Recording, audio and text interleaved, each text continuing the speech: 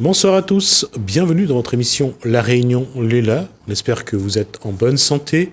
Surtout, protégez-vous du virus. C'est très important, ça sert à rien de tomber, de choper ce virus et de tomber malade. Donc il vaut mieux prendre les précautions et respecter ce que nous demande la préfecture, l'ARS, pour que on reste en bonne santé. On va nous faire un tour à La Réunion toujours, mais on va essayer de voyager dans le temps avec Christian Gelma, c'est dans Cosmo Réunionnais.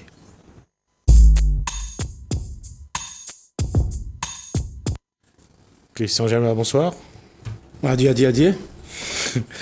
On dit que la Réunion, souvent, on s'arrête au moment du peuplement, 1164, le début du peuplement. Mais quand on regarde dans les livres d'histoire, au IVe siècle, on annonce que les bateaux musulmans passent près des côtes réunionnaises, ou s'arrêtent. Mais on a du mal à aller plus loin, parce que il n'y a pas d'écrit, il n'y a rien de concret. Et puis, les fouilles qu'il y a à La Réunion ne dépassent pas souvent le XVIe siècle. En fait, depuis longtemps, il y a des choses qui se passent dans l'océan Indien. Hein. D'abord, l'océan Indien, ça ne parle pas sur l'océan Indien. Ça s'appelle la mer des Dzanz. Dzanz, souviens-nous, dans d'autres émissions, Dzanz, comme le mot Zanzibar, Zanzibar, ça veut dire la côte des Noircis, par rapport à la peau, à la mélanine. La côte des Noircis, la côte des Brûlés, la côte des Charbonnés. Alors juste pour préciser que la mélanine, au début de l'histoire et de la préhistoire, quand il y a des êtres humains, la peau est bien sûr noire, surtout sur l'Afrique. Enfin, Noircis, ouais. Bien précis, hein, parce qu'à l'époque, il n'y a pas de racisme. D'accord. Il n'y a pas de vision raciste. Non, c'est pour expliquer la dépigmentation quand ils vont aller vers les régions du Nord. Voilà, enfin, c'est le soleil qui fait lever la mélanine. Voilà. Et tant qu'on s'éloigne du soleil, la mélanine disparaît et on devient blanc. Voilà. Mais nous tous, nous avons la mélanine. D'accord. Il suffit de revenir sur le soleil. Donc là, d'abord, on aborde déjà un sujet mythologique. Enfin, qui est concret, mais qui est mythologique. Alors, quand on dit mythologie, ça nous amène à quelle période de l'histoire de La Réunion ? Bon, on a commencé en disant qu'il y a des bateaux qui voyagent. IVe siècle. Au IVe, mais on remonte un peu plus loin. Lorsque la Chine va fermer ses frontières, la raison que la Chine ferme ses frontières, c'est à cause de la Réunion, à cause de l'océan Indien. Parce qu'en fait, les Chinois, il y avait 1000 bateaux, des bateaux au moins 100 mètres de long. Oui, ça, des bateaux 100 mètres de long, au moins 1000 bateaux. Ils sont venus dans l'océan Indien et ils ont découvert des choses. Ou ils n'ont pas découvert, mais ils ont découvert quelque chose qui les ont fait peur. Quand les bateaux retournent en Chine, ils vont détruire tous les bateaux et faire le mur de Chine. Ils vont s'enfermer jusqu'au jour d'aujourd'hui. C'est parce qu'ils ont découvert quelque chose qui était sûrement dangereux pour eux. Donc, ça rentre encore dans le domaine de la mythologie. D'accord. Et ces éléments-là, comment c'est arrivé jusqu'à celui qui a écrit le livre aujourd'hui ? En fait, il y a plusieurs histoires qui sont écrites. Oui. Mais la France, lui, il n'écrira pas ces histoires-là. D'accord. Donc, pour trouver l'histoire mythologique de La Réunion, il faut aller dans le monde entier. Parce que le monde écrit des choses, parce que ce n'est pas un pays colonial. Donc, il va dire ce qu'il voit. Mais la France, c'est un pays colonial, et il ne dit pas ce que lui-même veut voir. Et les autres choses qui existent, il va le nier. Donc, il faut chercher ailleurs. Bon, alors, quand on dit ailleurs, il peut y avoir Pedro Mascarenhas qui va découvrir les Mascareignes. On va rappeler que les Mascareignes, c'est Madagascar, La Réunion, Maurice. Parce que voilà, c'est ces trois îles-là. On ajoute Rodrigue également. Mais là, la question, c'est comment les Portugais sont aussi passés par là, puisque Pedro Mascarenhas est un Portugais, il découvre les Mascareignes. Et là, le Portugal, je dirais un petit peu à la main sur le... Oui, en fait, le Portugal, si vous voulez, la Chine, l'Afrique, l'Arabie, voyager dans l'océan Indien. Ouais. Après, ils vont arrêter. Parce qu'il se passe quelque chose. Donc, c'est quelque chose, on va le parler dans un instant. Et puis arrive, c'est très jeune, 1400, parce que, enfin, 1492, que Christophe Colomb découvre l'Amérique. Hein. Donc, c'est récent. C'est récent qu'ils sont sur la mer et ils seront, en guillemets, les maîtres de la mer. Les Espagnols, les Portugais. Mais les Portugais, tu vas voir, quand tu déplies les plans des maps mondes, tu vas voir, il y a des dragons sur les plans. Enfin, des monstres. Ah, d'accord. Ça veut dire quand l'Européen ne connaît pas au-delà de mer, il met des monstres. Donc il dit, là-bas vivent les monstres. Et c'est de ça qu'on peut-être on va parler un peu, sinon on continuera dans d'autres émissions. Donc sûrement, les Chinois, ils ont vu des monstres. D'accord. Qui les ont fait peur. Ils se sont fermés derrière un mur, jusqu'au jour d'aujourd'hui. Et puis, les Français, enfin, tous les monstres qui existent sur les maps mondes, c'est que les autres l'ont vu. Parce que dans les livres, bien plus tard, quand les Espagnols, les Portugais, les Français vont venir, par exemple, sur la Réunion, Madagascar, ils vont faire des dessins de monstres. Des animaux monstrueux dont ils n'ont jamais vu. Par exemple, les lémurien. Les lémurien, ils marchent debout. Alors, pour tous ceux qui connaissent le lémurien, il y en a surtout au Madagascar. Voilà, et le lémurien, son nom c'est lémurien, donc il vient de la Lémurie. Et la Lémurie, c'est un continent englouti sous la Réunion. D'où Maurice, il y a des chercheurs qui ont découvert cette terre, parce que la Réunion et l'île Maurice, ce ne sont que deux morceaux de terre qui flottent sur la terre.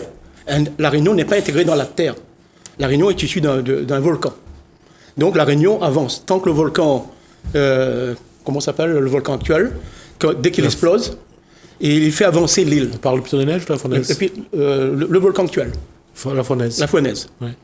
Donc la Réunion, si vous voulez, il y a deux réunions.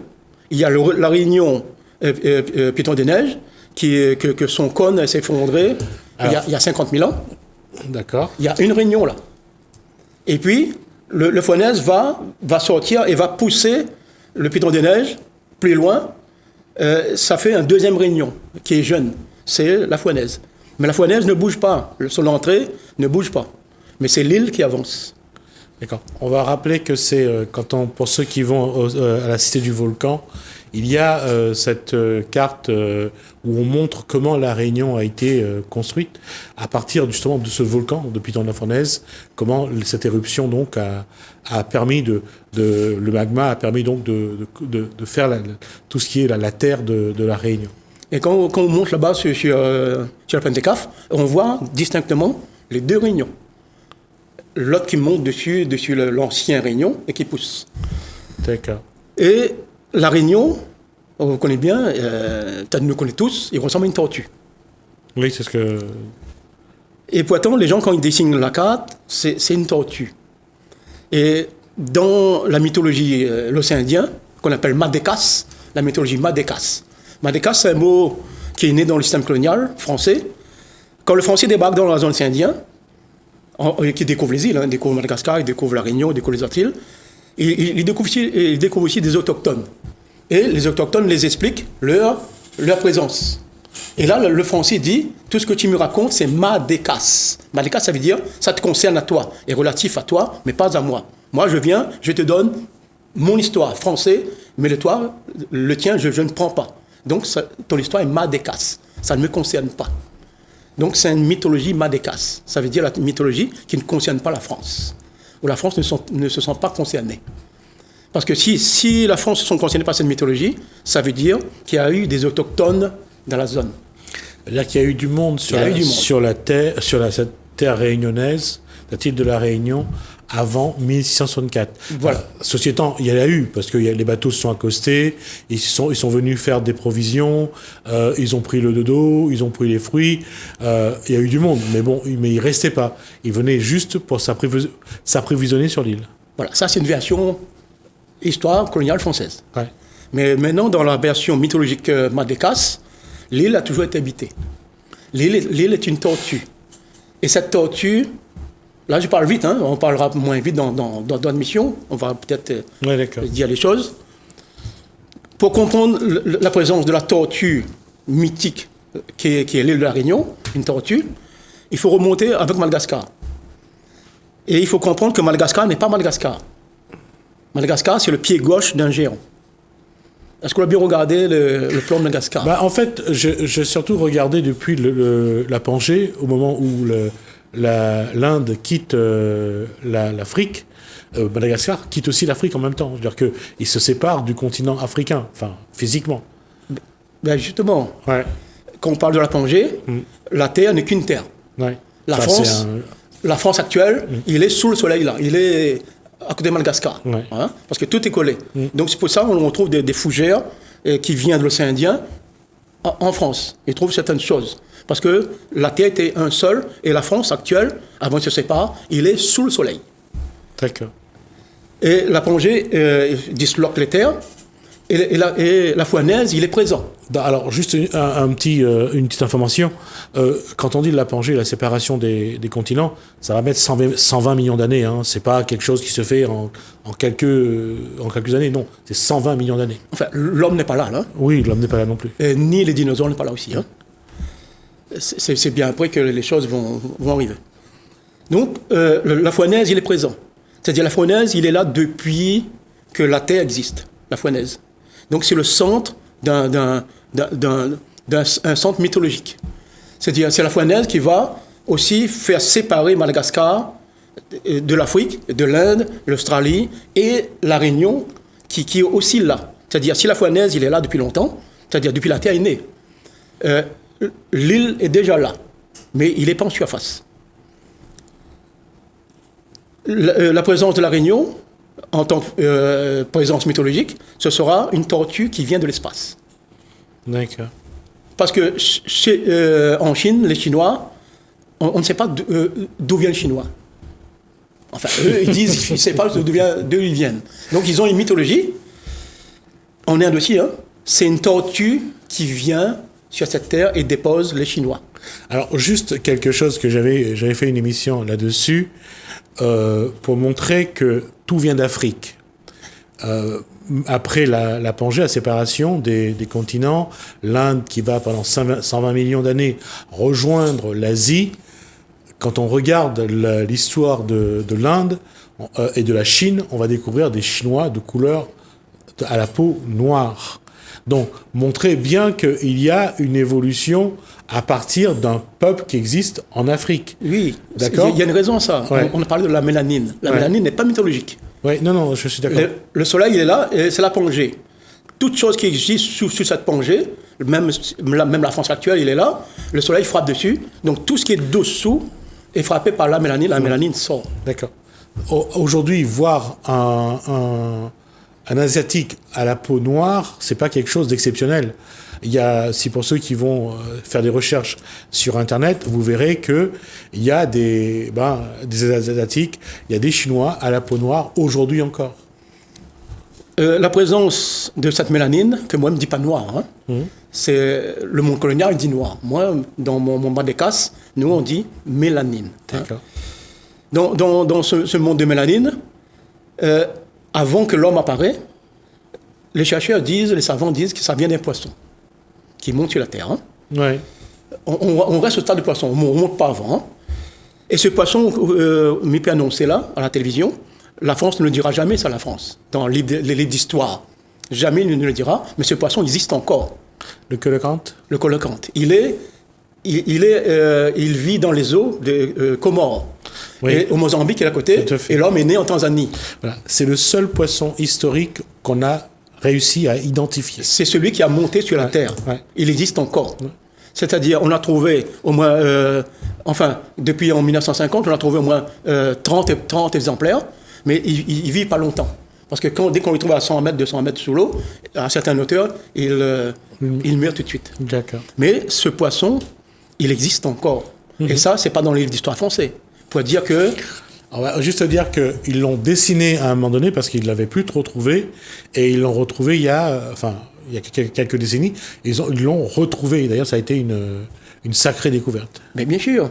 Justement, ça fait au moins depuis 1950 qu'on a trouvé ce poisson. Mais ça veut dire que le lien entre l'homme mythologique, biologique, il existe encore là. Mais sauf que la France, dans son histoire, ne parlera jamais de ça. Or, le monde entier, dans tous les autres livres du monde entier, on nomme ce poisson qui est encore là. Et il faut juste aussi dire qu'il y a une bataille d'un point de vue religieux. N'oublions pas que le poisson est un symbole dans une religion, la religion chrétienne. Voilà. Ça pose aussi ce problème-là pour certains scientifiques de reconnaître le... Oui, bien sûr, parce qu'en fait, il y a deux choses. Moi, comme il parle de mythologie madécasse, mythologie qui ne concerne pas la France, qui concerne nous, le Saint-Indien, on ne parle pas de religion. Nous, on parle de spiritualité. La spiritualité, c'est croire dans l'environnement dans lequel on vit. Donc, on parle de poisson, parce que le poisson vit dans l'eau, et l'eau est bénéfique. Si l'eau est là, c'est parce qu'il y a eu la pluie. Si la pluie est là, parce qu'il y a la chaleur. La chaleur est là parce qu'il y a eu la terre. La terre est là parce qu'il s'est passé des choses dans l'espace. C'est ça qu'on appelle spiritualité. Spiritualité, c'est vivre dans l'environnement dans lequel on est. La religion, c'est vivre maintenant, c'est de dire, c'est mon Dieu qui a créé tout ça. Voilà la religion, la différence. Mais moi, dans la spiritualité, je vis dans mon environnement. Je vis avec la pluie, avec l'arbre, avec la terre, avec le manger qu'il me produit. Voilà ce qu'est la spiritualité. Donc, il n'y a rien de religieux de ce que moi me dit. Et si les savants refusent d'admettre la présence de ce savant, c'est qu'ils ont leur raison. Et c'est leur raison. Et une chose qui est vraie aussi, c'est vrai que l'histoire a été faite de contre-vérités. Il y a des choses qu'on n'a pas dites, il y a des choses qu'on a inventées parce que ça arrangeait l'époque, ou ça arrangeait la personne qui voulait transmettre une fausse information ou créer quelque chose de différent. Et ça, c'est vrai surtout dans les religions. Les gens ont beaucoup, j'allais dire, enjolivé les choses, raconté pour que la religion porte vraiment leur croyance. Mais pour revenir à la mythologie de la Réunion, aujourd'hui, c'est vrai que non seulement l'histoire de la Réunion n'a pas été transmise, ne nous a pas été transmise, mais c'est encore moins la mythologie, parce que c'est quelque chose dont on ne veut pas, je pense, développer, et parce que ça concerne trop de choses. Mais ça concerne en premier lieu, si on est dans un contexte mythologique, c'est-à-dire une importance mythologique, ça veut dire qu'on est riche d'un savoir. Et ce savoir, on peut utiliser ce savoir pour vivre avec ce savoir. Donc, on va vivre dans l'environnement, on va vivre avec l'eau, on va développer tout ça. Et ça veut dire on est dépendant de notre environnement. Mais des gens, comme la France, dans son système colonial, il ne veut pas que tu sois en contact avec ton environnement. Il te dit, ton environnement n'est pas bon. C'est moi qui te dis qu'est-ce qui est bon. Et là, on n'est plus dans la mythologie, on est dans la sociologie. La sociologie et la mythologie ne marchent pas ensemble. Moi, il préfère vivre dans un monde mythologique, en lien avec mon environnement, que dans la sociologie et vivre dans un immeuble. C'est-à-dire, c'est ça la sociologie. Oui, je suis d'accord. Mais j'allais dire que lorsqu'on a le choix, c'est bien. Mais lorsqu'on peut avoir le choix et le courage de ces choix, ce qui n'est pas évident pour tout le monde. Mais la question reste que, quand on regarde aujourd'hui, on fait le constat de ce que la Réunion est devenue et de l'évolution qu'il pourrait y avoir, c'est vrai qu'on s'éloigne d'une base de notre histoire. Mais pas tout à fait, parce qu'en fait, ce que moi m'explique d'une façon orale, ces mythes restent dans l'oralité.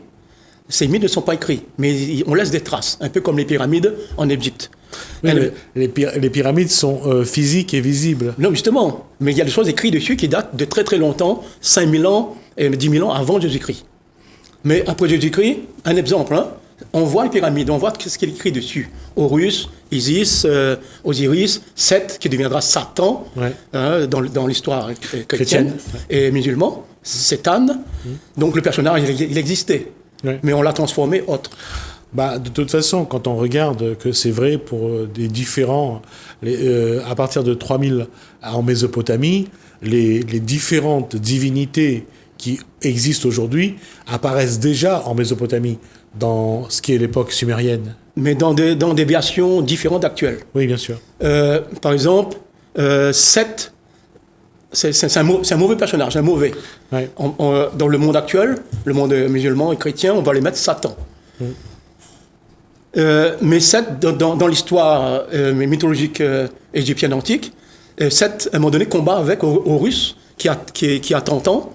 Enfin, Horus, il a disparu, sa mère Isis l'a caché pendant 30 ans.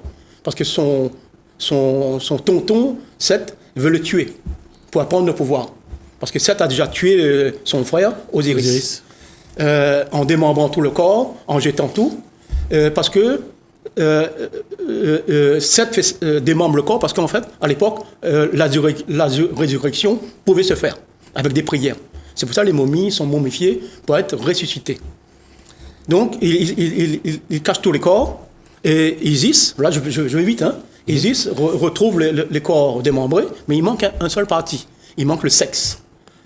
Donc, Isis ne peut pas faire un enfant avec Osiris, son mari, qui est aussi son frère. D'accord. Donc Isis va faire des incantations, des prières, et elle va tomber enceinte, immaculée conception. D'accord. Donc, d'où la naissance d'Horus. Horus est un enfant entre 1 et 6 ans. C'est un woufou, il ne sait rien, mais il veut aider les hommes. Et c'est là que Seth ne veut pas qu'il aide les hommes, il veut le tuer. Isis va le cacher. Pendant 30 ans après, Horus arrive et bataille avec Seth. Et les deux ils ont la même force. Et Horus perd un œil. Et c'est là qu'il reçoit le troisième œil. Il voit tout mieux. Et, très important, Seth perd son sexe. Ça veut dire le mâle ne sera pas transmis. Mais Seth n'est pas tué.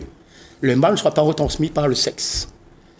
Et Seth, c'est le seul être bestial, mauvais, qui deviendra bon. C'est ce mythe. Et Seth deviendra disciple de Horus, il deviendra bon.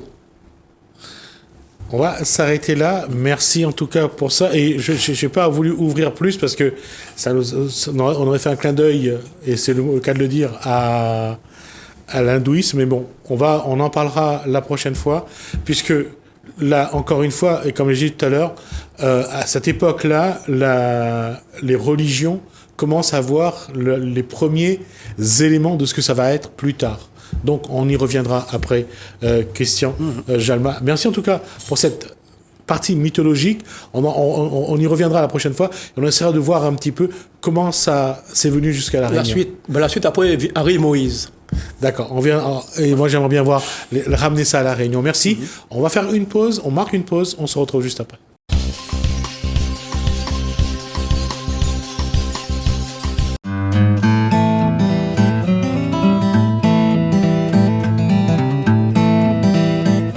Ça fait combien de temps vous faites ça? Moi, ça fait depuis 2014 que je suis là.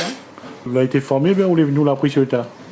Mon est venu, m'a appris sur le tas. Quoi il faut savoir pour gagner un samoussa? Mais déjà, il faut avoir envie, et puis après, il vient tout seul. Combien de samoussa vous faites par jour? Il ne compte plus. Il compte plus. Quel samoussa vous faites? Là, en ce moment, on est en train de faire au fromage, mais sinon, on a 11-12 variétés. Alors, quelle variété? Alors, on a au porc, poisson, poulet, bâtonnet de crabe, poulet fumé fromage, dacatine très très pimenté. Après, quoi d'autre? Jambon fromage, brinjelle pomme de terre, boucané pomme de terre, morue pomme de terre. Voilà. Et les gens, ils préfèrent quoi? Les gens ils recherchent plus la dacatine parce qu'elle est très pimentée et ils aiment ça. Et sinon, un petit peu de tout. Par rapport à avant, on trouve qu'aujourd'hui les gens ils mangent un peu plus de samoussa, mais ils mangent moins. Pour moi, elle n'a pas changé. Les gens ils viennent toujours avant, maintenant. Maintenant, là, un petit peu plus, il vient un peu plus qu'avant quand même. Mais les gens aiment toujours le petit samoussa à la Réunion, créole. Et quel samoussa vous aimez? Moi, personnellement, je préfère le poisson. Ou sinon, le bâtonnet de crabe. Et comment on voit l'a évolué justement cette tradition la Réunion? Vous trouvez qu'elle a bien évolué ou bien vous trouvez qu'il faut encore faire évoluer? Disons que au fur et à mesure il évolue et les gens n'oublient pas cette tradition, ce petit samoussa pour les fêtes et tout ça. Mais après, c'est vrai que tous les jours nous apprendre, il faut évoluer encore plus. Voilà. Et pour celle qui fait samoussa rogaille morue avec Nutella, vous trouvez ça, comment vous regardez ça? Moi personnellement, samoussa, il est plutôt salé. Après, il n'empêche pas faire un petit samoussa chocolat, pas chez soi pour le plaisir, comme ça là, on mettait un peu de chocolat dedans, mais moi personnellement, je ne suis pas trop fan. Mais après, bon, pourquoi pas. Vous pensez que à la Réunion, le monde il perpétue bien la tradition, il répète bien ce que les parents l'ont fait? Oui, je pense que oui. Après, les gens, ils aiment découvrir, mais ils aiment bien aussi le petit côté longtemps, les samoussas à longtemps pour couler poisson, fromage. Après, bon, ben, les autres, l'année au fur et à mesure, ils apprécient aussi. Là maintenant, ils aiment bien la catine parce qu'elle est très pimentée, mais sinon, ça va. Par rapport au temps où tu viens vendre samoussa dans le bus, c'est l'arrêt de bus. Aujourd'hui, ils vendent samoussa à d'autres endroits, comme devant l'église, comme devant... Ça veut dire que le monde trouve quand même moyen de maintenir la tradition? Si, il fait toujours, hein, même dans les marchés forains, comme on dit, là, un peu partout, il fait toujours. Nous, même, il fait plaisir. Nous, des fois, on arrive à une place, ben, nous goûtons les samoussas que les autres, ils font, et voilà. Et après, bon, ben, les gens, ils aiment bien ce côté traditionnel, donc... Quoi vous conseillerez aux bonnes réunionnais, nos compatriotes, quoi vous conseillerez d'autres si demain tu as envie de faire un ou deux samoussas, rien que pour le plaisir? Si tu veux faire moi, non, si tu veux faire un ou deux samoussas pour vous manger, quoi vous conseillerez aux autres? Après, bon, ben, c'est vrai qu'ils vendent les pâtes congelées, mais il n'est pas pareil. Moi, personnellement, je dirais aux gens, ben, fais un petit pâte à crêpes salée, fais comme une crêpe, et puis après ça, tu coupes en triangle, et ça, tu fais les samoussas avec, et puis voilà, ils ressortent un petit peu comme les samoussas que nous faisons. Et nous avons une inquiétude sur la farce. La farce, il faut les très épicée, très pimentée? Après, c'est une question de goût. On peut mettre un petit peu de piment sous ça, mais sinon, du moment qu'on a un peu gingembre, voilà, les épices de base, et après, le piment, il vient après, selon le goût des gens. Mais après, la dacatine, vraiment, si à samoussa, les clients veulent très pimenté, donc on a choisi ça, au gars dacatine, comme longtemps. Quel samoussa vous l'avez envie de faire que vous l'avez jamais osé? Samoussa langouste.